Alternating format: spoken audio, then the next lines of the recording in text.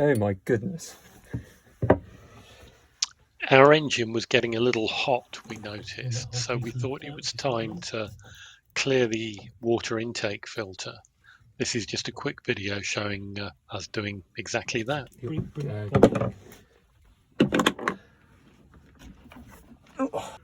on then. Oh, that's crazy. Right, that's it. Oh, that really smells better. Does it come with its own aroma? That's completely blocked. No wonder we were having issues. And, reverse.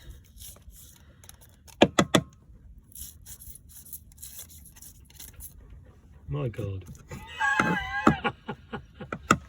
Maybe the engine didn't just catch on fire every time we were out, to be honest, but there we are. Right. It's a bit better, isn't it?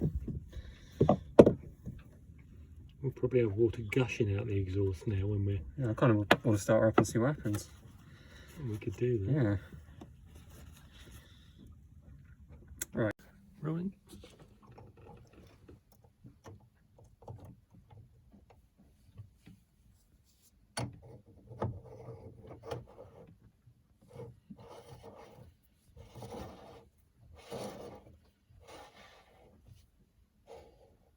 It was 4.5, so that's me.